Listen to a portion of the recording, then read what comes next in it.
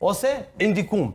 E po kupton, nuk jam dakord me këtë gjë. Po ta them Faleminderit shumë zoti Gruda, e nisim nuk dalim shumë jashtë, besim tek prokurori, po meqë ka një ndërlidhje direkte, indirekte, duke respektuar check and balances dhe pushtetet e ndara të cilat janë.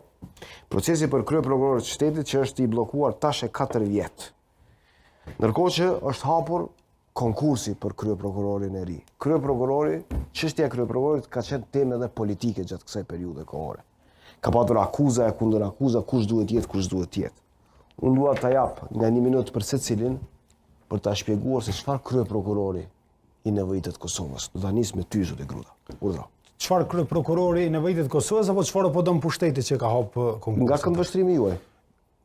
Mund të thuash dyja. Kosovës i duhet një kryeprokuror me profesionalizëm, me integritet, që zgjidhet përmes një procesi që është transparent, që ka integritet dhe që është i besueshëm për publikun. Këto janë standardet evropiane të Komisionit Venecias, qysh duhet mu konsideru një pozitë me besim.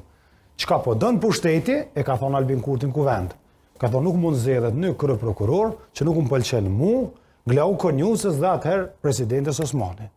Tash ka ndodhur një diçka që nuk ka ndodhur, po them sërish edhe po duket si egzarim, pejramës komunizmit nuk ka ndodhur ashtu, që presidenti janë detyrë i çon letër Këshillit Prokurorial i thotë hape konkursin për kryeprokuror. Pse? Kryeni ju procedurën bim na mu të dekretoj sa jam unë në detyrë.